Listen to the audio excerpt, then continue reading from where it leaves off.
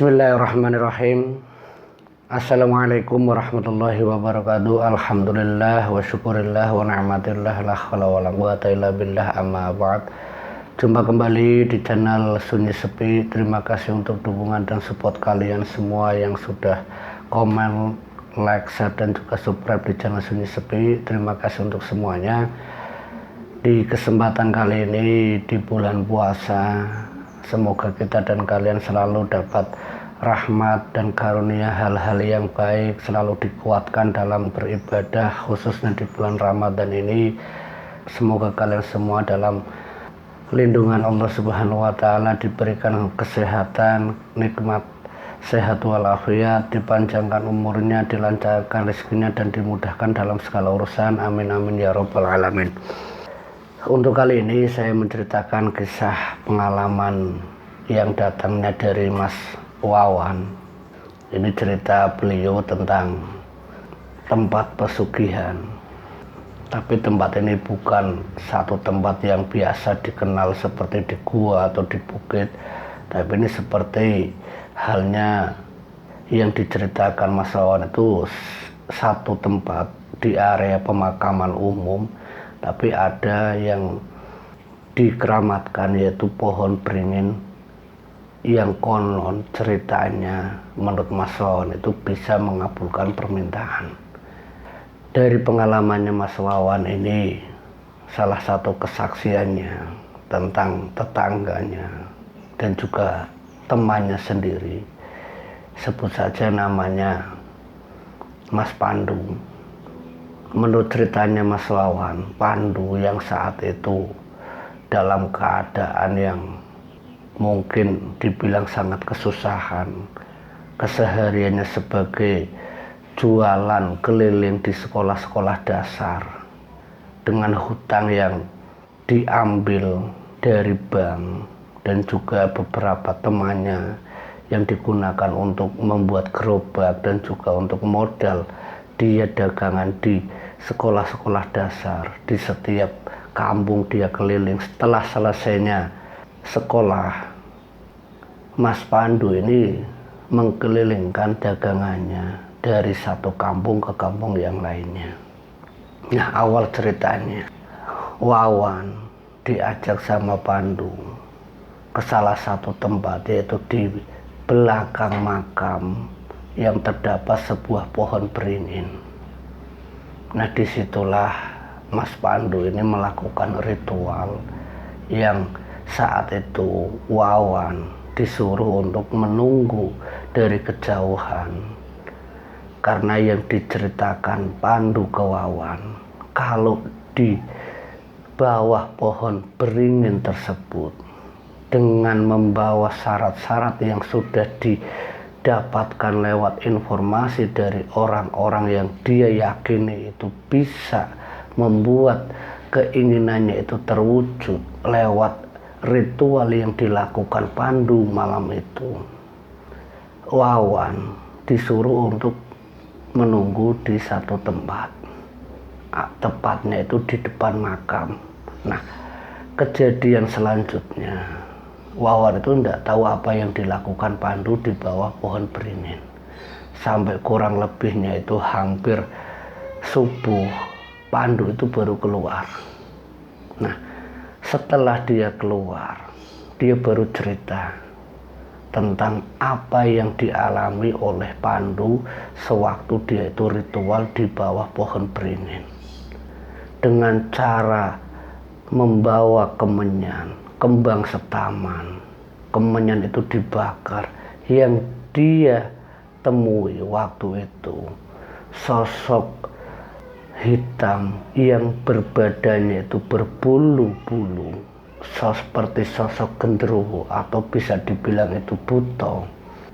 Awalnya yang dilihat Pandu itu bukan seluruh tubuhnya, tapi hanya sebagian pundak dan kepalanya. Itu di balik pohon beringin. Waktu Pandu ini melihat tatapan mata yang keluar di balik pohon beringin itu, Pandu ini sempat ketakutan, bulu kuduknya itu merinding semuanya, keringat bercucuran. tapi karena keinginan dan hasrat yang harus dilakukannya demi memenuhi kebutuhan hutang piutangnya yang waktu itu harus dipertanggungjawabkan oleh Pandu. Ketakutannya itu mencoba diredam oleh Pandu. Sampai Pandu harus melewati beberapa pengalaman-pengalaman mistik, pengalaman-pengalaman horor dari sosok-sosok aneh yang ada di sekitar makam. Sosok pocong yang berdiri dari kejauhan.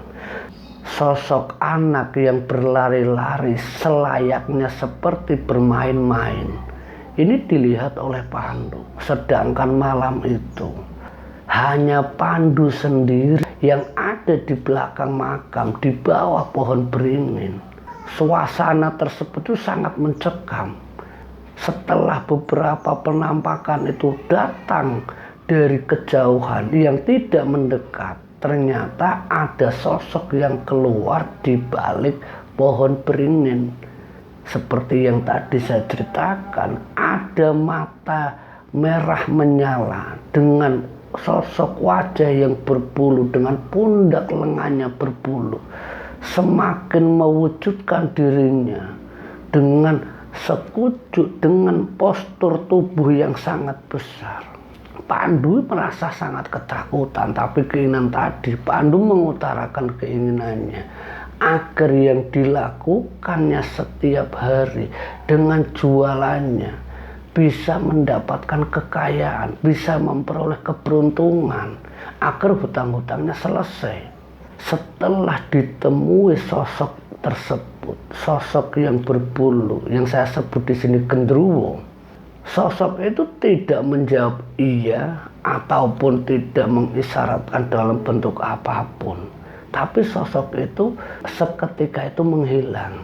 Nah, Pandu yang ada di bawah pohon beringin, sampai dia itu bingung harus bilang apa lagi, sementara sosok itu hilang, diikuti dengan penampakan-penampakan yang lain. Tidak berselang lama, Pandu keluar dari makam karena mendengar suara pengajian atau suara gero yang didengar tidak jauh dari perkampungan tersebut. Pandu keluar.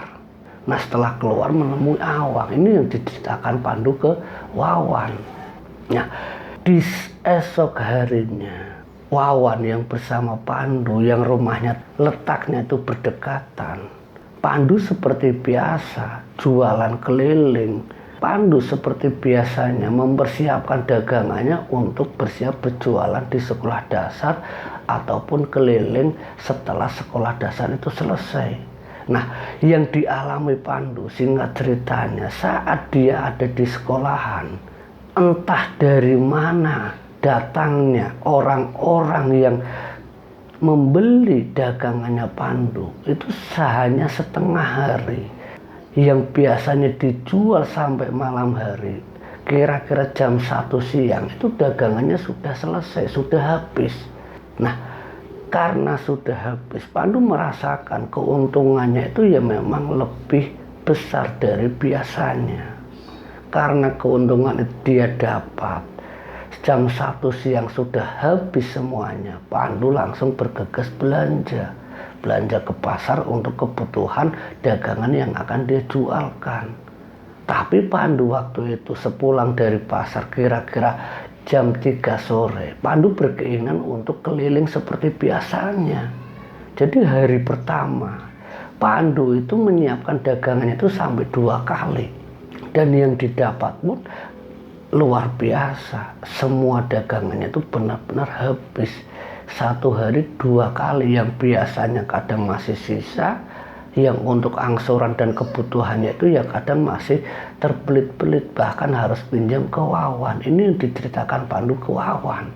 Nah, di hari keduanya, Pandu hendak berangkat seperti biasanya, datang ke Wawan menceritakan pengalaman tadi tentang apa yang dia dapat di hari kemarin. Nah, Pandu yang menceritakan ke Wawan menasehati ke Pandu agar Pandu harus lebih banyak lagi untuk menyiapkan dagangannya, karena dirasa hari pertama habis itu jam 1 siang, belanjanya diperbanyak lagi, kata Wawan ke Pandu. Nah, dari saran Wawan tadi, Pandu hanya belanja itu lebih banyak lagi pagi harinya setelah sholat subuh, yang biasanya dia belanja seadanya, ya setakeran biasanya, tapi diperbanyak lagi karena keuntungan hari kemarin itu 2 kali lebih banyak dari biasanya.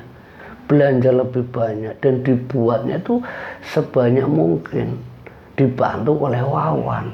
Jadi dagangannya Pandu, jajanan ringan yang dijual di SD atau sekolahan dasar, tidak dibawa semuanya karena tempat atau gerbangnya memang tidak muat untuk membawa semuanya. Nah, singkat ceritanya, setelah selesainya sekolah dasar, Pandu balik lagi ke rumah, bawa dagangan yang sudah siap di pagi hari, dikelilingkan di kampung, dan baru jam 5 sore semuanya sudah habis. Dan ini membuat pendapatannya Pandu waktu itu selama hampir 1 bulan, singkat ceritanya 1 bulan, dia mampu menutupi hutang-hutangnya dari modal temannya yaitu Wawan, terus dari orang tuanya, dari mertuanya, semuanya itu sampai dilunasi dalam tempo 1 bulan. Hanya bank yang menjadi jaminan lewat motor yang dia jaminkan ke bank itu memang belum selesai, masih ada kisarannya itu 2 tahun lebih, dan itu angsurannya masih sangat panjang. Nah, di bulan berikutnya Pandu itu belum merasakan dampak dari kesuksesannya tersebut. Dia belum merasakan dampak dari ritual yang dilakukan di bawah pohon beringin tadi dalam 1 bulan, 2 bulan, 3 bulan, sampai setiap bulannya angsuran ke bank itu bisa diangsur, sampai singkat ceritanya setelah setengah tahun, hutang yang seharusnya sampai 2 tahun lebih itu ditutup dalam jangka waktu setengah tahun. Dan dalam waktu 1 tahun itu Pandu mampu membeli motor baru dan mampu menghidupi anak dan istrinya yang kehidupannya waktu itu ditinggal di kampung. Karena Pandu saat itu tinggal di dekatnya Wawan, itu dia posisinya itu ngontrak, bukan tinggal di kampung halamannya sendiri. Dia ngontrak di salah satu rumah milik keluarganya Wawan. Nah, ini yang didapat informasi dari Wawan, yaitu narasumber tentang kehidupannya Pandu. Nah, setelah 1 tahun Pandu itu mengalami kesuksesan, dia mampu beli motor baru. Tapi Wawan mendengar berita tentang keluarganya Pandu, yaitu orang tuanya sendiri mengabarkan lewat istrinya kalau orang tuanya Pandu itu meninggal dunia. Wawan mulai berpikiran apakah dampak ritual yang didapatkan dari pohon beringin tersebut itu mengarah tumbal. Wawan pikirannya ke situ, tapi yang dirasakan Pandu tidak mendapatkan firasat apapun atau bentuk mimpi, bentuk apa, tapi yang dialami oleh orang tuanya yang meninggal dunia, cerita dari istrinya. Orang tuanya itu ya meninggalnya secara mendadak, hanya dalam waktu 3 hari. Dia jatuh dari kamar mandi, sempat dibawa ke puskesmas, dibawa ke rumah sakit, tapi tidak tertolong. Ini yang diceritakan istrinya. Nah, singkat ceritanya, setelah obrolan tadi tentang orang tuanya yang meninggal, Pandu tetap melanjutkan ritual-ritualnya di bawah pohon beringin itu setiap 1 bulan sekali. Dan itu dilakukannya setiap Jumat Kliwon. Jadi selama 1 tahun, Wawan menemani Pandu ritual di bawah pohon beringin tersebut. Yang didapatkan informasi dari Pandu, kalau dia sudah tidak lagi mengalami ketakutan, karena ya mungkin sudah masuk ke alam lain, alam-alamnya alam gaib. Jadi Pandu mungkin sudah terbiasa. Jadi Pandu sewaktu di bawah pohon beringin, dia menceritakan ke Wawan, kalau selama dia ritual, dia merasa nyaman, dia merasa tenang. Bahkan setelah ritual di esok harinya, ya kesuksesannya akan terus menerus. Cuman yang diinginkan dari penunggu pohon beringin, dari informasi yang awal dia dapat, harus setiap bulan dia mendatangi pohon beringin dengan membawa syarat-syarat yang sudah disarankan oleh orang yang dikenal Pandu tersebut. Nah, ini yang dilakukan Pandu setelah 1 tahun. Singkat ceritanya, kesuksesannya semakin bertambah dan Pandu mampu mengajak orang-orang di sekitar tempat tinggalnya Wawan untuk berjualan seperti Pandu, tapi di beberapa sekolahan. Jadi Pandu itu sempat jadi bos jajanan ringan dengan gerobak-gerobak yang dimodali oleh Pandu. Pandu mengajak lewat Wawan orang-orang sekitar itu untuk bekerja sama Pandu. Dan ini membuat Pandu ya semakin dikenal di lingkungan tempat tinggalnya Wawan. Padahal Pandu ini orang perantauan. Karena Pandu tinggal di tempatnya Wawan itu sebagai pendatang. Nah, singkat ceritanya, setelah kematian orang tuanya, yaitu bapaknya, kesuksesannya Pandu itu diperlihatkan oleh Wawan dengan mengajak orang-orang sekitar tempat tinggalnya Wawan, dari orang-orang yang bekerja sebagai kulis raputan, ada yang masih nganggur, diajak untuk bekerja seperti Pandu. Dengan tanpa modal, orang-orang sekitar itu ya tertarik untuk bekerja dengan Pandu. Awalnya Pandu mengajak itu 4 orang, itu sekaligus, dengan gerobak yang dibuat serupa dengan Pandu, dengan semua bawaannya. Tinggal mereka itu berangkat untuk ke setiap sekolah dan keliling. Dan kesuksesannya Pandu setelah 4 karyawannya, selama hampir 4 bulan awal semenjak ada 4 karyawannya, termasuk Pandu juga masih bekerja, kesuksesannya itu luar biasa. Hasilnya itu Pandu dari ceritanya Wawan itu bisa merenovasi rumah yang di kampung dan bisa mencukupi ibu kandungnya, bisa mencukupi kebutuhan anak istrinya yang tadinya hidup pas-pasan, mampu dibelikan motor, mampu dibuatkan rumah itu selama 4 bulan. Dan singkat ceritanya, setelah 2 tahun, ini yang dialami Pandu, itu anak pertamanya Pandu mengalami musibah yang membuat anak pertamanya itu meninggal dunia. Rentetan meninggal dari bapak dan anak pertamanya dari keluarganya Pandu. Wawan mulai merasakan firasat-firasat buruk kalau penyebab keluarganya Pandu yang meninggal dari 2 orang, yaitu bapak dan anaknya, itu tidak lepas dari pohon beringin tempat Pandu itu ritual. Tapi Pandu ini masih ngeyel, masih tidak percaya kalau ritual yang dilakukan setiap bulannya di tiap malam Jumat Kliwon di bawah pohon beringin itu berdampak pada bapak dan anaknya. Tapi setelah pengakuan dari istrinya dan ibu kandungnya Pandu sendiri cerita ke Wawan, sebelum anak pertamanya meninggal, anaknya itu mengiku dan merasa ketakutan seperti didatangi sosok yang seperti dilihat Pandu saat pertama kali ritual. Sosok hitam besar dengan badan yang berbulu, dengan sorot mata yang berwarna merah. Ini pernah dilihat oleh anaknya Pandu yang pertama, dan itu membuat prasangka, dugaan kalau meninggal anak pertamanya Pandu itu disebabkan oleh ritualnya Pandu sendiri. Dan mulai saat itu Pandu mulai merasakan dampak dari kematian anak pertamanya.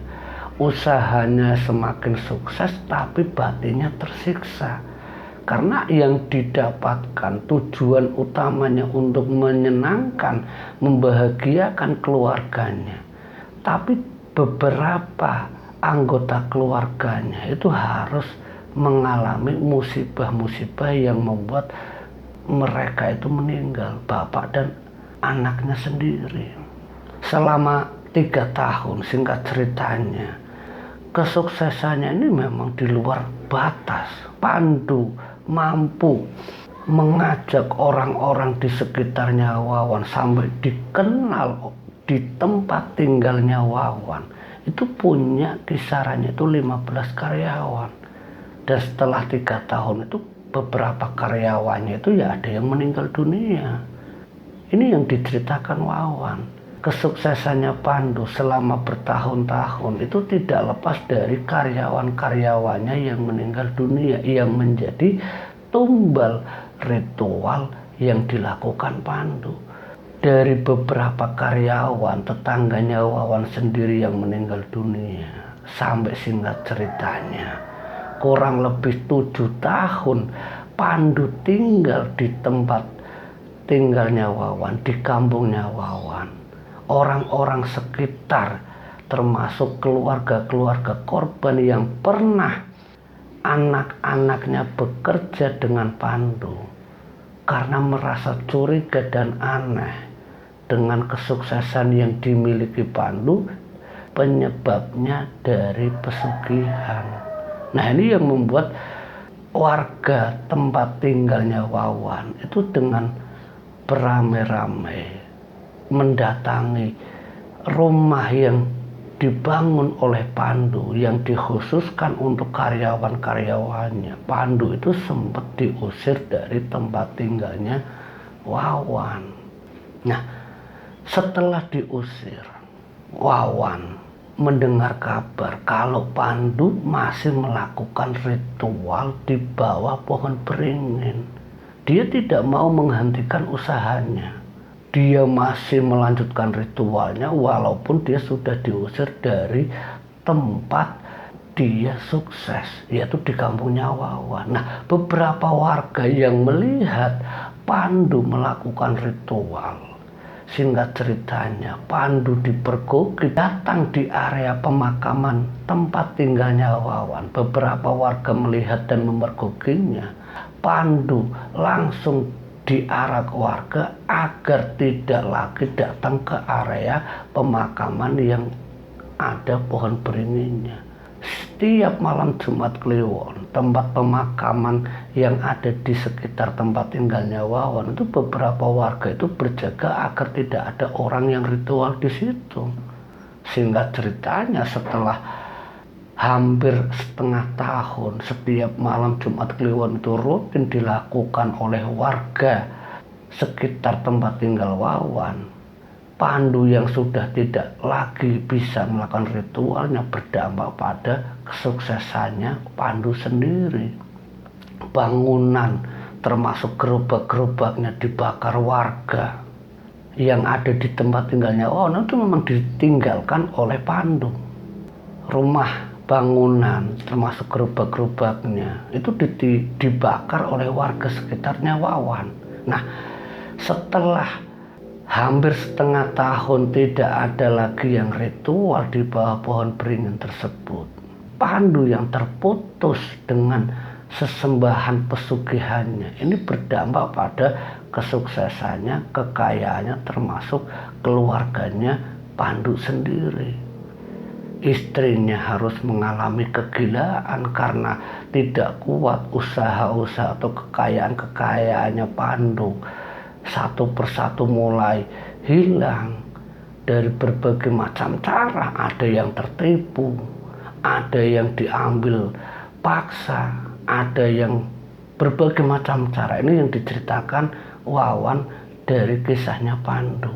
Singkat ceritanya, karena istrinya Pandu yang mengalami depresi sampai menjadi gila, anak-anaknya pun meninggalkan Pandu karena diketahui lewat ibu kandungnya kekayaan yang didapatkan itu dari pesugihan. Demi menyelamatkan anak-anaknya Pandu, yaitu 2 anaknya yang masih hidup lewat ibu kandungnya Pandu, itu diambil, disuruh untuk ditempatkan di rumah pamannya, yaitu anak dari ibunya Pandu sendiri. Setelah anaknya itu pindah rumah, Pandulah yang harus mendapatkan efeknya, yaitu Pandu sendiri yang harus mengalami musibah, harus mengalami kejadian sampai dia itu melakukan bunuh diri.